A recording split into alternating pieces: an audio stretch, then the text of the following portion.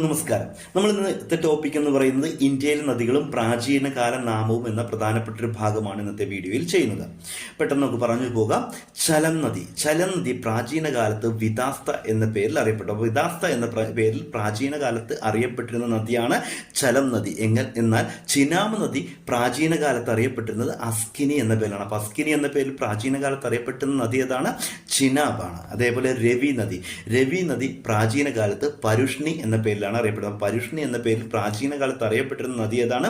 രവി നദിയാണ്. എന്നാൽ ബിയാസ് നദിയുടെ പ്രാചീനകാല നാമം വിപാസ എന്നാണ്. വിപാസ എന്ന പ്രാചീനകാല നാമമുള്ള നദി ഏതാണ്? ബിയാസ് നദിയാണ്. അതേപോലെ സത്ലജ് നദിയുടെ പ്രാചീനകാല നാമം ശതദ്രു എന്നാണെങ്കിൽ ബ്രഹ്മപുത്ര നദിയുടെ പ്രാചീനകാല നാമം ലൗഹിത്യ എന്നാണ്. അപ്പോൾ സത്ലജ് നദിയുടെ പ്രാചീനകാല നാമം ഏതാണ്?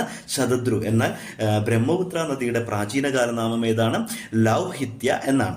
അതുപോലെ യമുന നദി, വളരെ പ്രശസ്തമായ യമുന നദിയുടെ പ്രാചീനകാല നാമം കാളിന്തി എന്നാണെങ്കിൽ നർമ്മദ നദിയുടെ പ്രാചീനകാല നാമം രേവ എന്നാണ്. അപ്പോൾ യമുന നദിയുടെ പ്രാചീനകാല നാമം കാളിന്തി എന്നാണ്. അതേപോലെ രേവ എന്ന പ്രാചീന കാലത്ത് അറിയപ്പെട്ട നദി ഏതാണ്? നർമ്മദ നദിയാണ്. ഇനി കേരളത്തിലെ പ്രധാനപ്പെട്ട ഒരു 3 നദികളെ കുറിച്ചും കൂടി നമ്മൾ അറിഞ്ഞിരിക്കണം. ഒന്ന് പമ്പ നദിയാണ്. പമ്പ നദി പ്രാചീന കാലത്ത് ബാരിസ് എന്ന പേരിലാണ് അറിയപ്പെട്ടിരുന്നത്. എന്നാൽ ചൂർണി എന്ന പ്രാചീനകാല നാമമുള്ള നദി ഏതാണ്?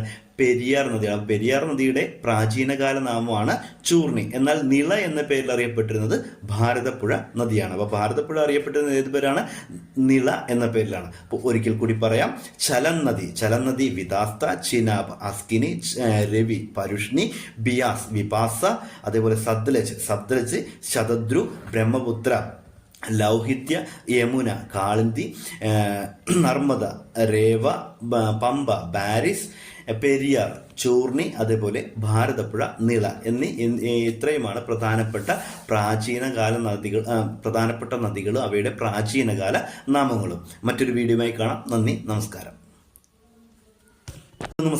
നമ്മൾ ഇന്നത്തെ ടോപ്പിക് എന്ന് പറയുന്നത് ഇന്ത്യയിലെ നദികളും പ്രാചീനകാല നാമവും എന്ന പ്രധാനപ്പെട്ട ഒരു ഭാഗമാണ് ഇന്നത്തെ വീഡിയോയിൽ ചെയ്യുന്നത്. പെട്ടെന്ന് നമുക്ക് പറഞ്ഞു പോകാം. ചലം നദി പ്രാചീന കാലത്ത് വിദാസ്ത എന്ന പേരിൽ അറിയപ്പെട്ടു. അപ്പോൾ വിദാസ്ത എന്ന പേരിൽ പ്രാചീന കാലത്ത് അറിയപ്പെട്ടിരുന്ന നദിയാണ് ചലം നദി. എന്നാൽ ചിനാബ് നദി പ്രാചീന കാലത്ത് അറിയപ്പെട്ടിരുന്നത് അസ്കിനി എന്ന പേരിലാണ്. അപ്പോൾ അസ്കിനി എന്ന പേരിൽ പ്രാചീന കാലത്ത് അറിയപ്പെട്ടിരുന്ന നദി ഏതാണ്? ചിനാബാണ്. അതേപോലെ രവി നദി പ്രാചീന കാലത്ത് പരുഷ്ണി എന്ന പേരിലാണ് അറിയപ്പെടുന്നത്. പരുഷ്ണി എന്ന പേരിൽ പ്രാചീന കാലത്ത് അറിയപ്പെട്ടിരുന്ന നദി ഏതാണ്? രവി നദിയാണ്. എന്നാൽ ബിയാസ് നദിയുടെ പ്രാചീനകാല നാമം വിപാസ എന്നാണ്. വിപാസ എന്ന പ്രാചീനകാല നാമമുള്ള നദി ഏതാണ്? ബിയാസ് നദിയാണ്. അതേപോലെ സത്ലജ് നദിയുടെ പ്രാചീനകാല നാമം ശതദ്രു എന്നാണെങ്കിൽ ബ്രഹ്മപുത്ര നദിയുടെ പ്രാചീനകാല നാമം ലൗഹിത്യ എന്നാണ്. അപ്പോൾ സത്ലജ് നദിയുടെ പ്രാചീനകാല നാമം ഏതാണ്? ശതദ്രു. എന്നാൽ ബ്രഹ്മപുത്ര നദിയുടെ പ്രാചീനകാല നാമം ഏതാണ്? ലൗഹിത്യ എന്നാണ്. അതുപോലെ യമുന നദി, വളരെ പ്രശസ്തമായ യമുന നദിയുടെ പ്രാചീനകാല നാമം കാളിന്തി എന്നാണെങ്കിൽ നർമ്മദ നദിയുടെ പ്രാചീനകാല നാമം രേവ എന്നാണ്. അപ്പോൾ യമുന നദിയുടെ പ്രാചീനകാല നാമം കാളിന്തി എന്നാണ്. അതേപോലെ രേവ എന്ന പ്രാചീന കാലത്ത് അറിയപ്പെട്ട നദി ഏതാണ്? നർമ്മദ നദിയാണ്. ഇനി കേരളത്തിലെ പ്രധാനപ്പെട്ട ഒരു 3 നദികളെ കുറിച്ചും കൂടി നമ്മൾ അറിഞ്ഞിരിക്കണം. ഒന്ന് പമ്പ നദിയാണ്. പമ്പ നദി പ്രാചീന കാലത്ത് ബാരിസ് എന്ന പേരിലാണ് അറിയപ്പെട്ടിരുന്നത്. എന്നാൽ ചൂർണി എന്ന പ്രാചീനകാല നാമമുള്ള നദി ഏതാണ്?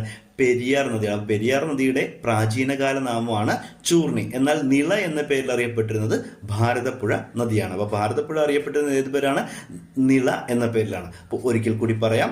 ചലം നദി വിദാസ്ത, ചിനാബ് അസ്കിനി, രവി പരുഷ്ണി, ബിയാസ് വിപാസ, അതേപോലെ സത്ലജ് ശതദ്രു, ബ്രഹ്മപുത്ര ലൗഹിത്യ, യമുന കാളിന്തി, നർമ്മദ രേവ, പമ്പ ബാരിസ്, പെരിയാർ ചൂർണി, അതേപോലെ ഭാരതപ്പുഴ നിള ഇത്രയുമാണ് പ്രധാനപ്പെട്ട നദികളും അവയുടെ പ്രാചീനകാല നാമങ്ങളും. മറ്റൊരു വീഡിയോയുമായി കാണാം. നന്ദി, നമസ്കാരം.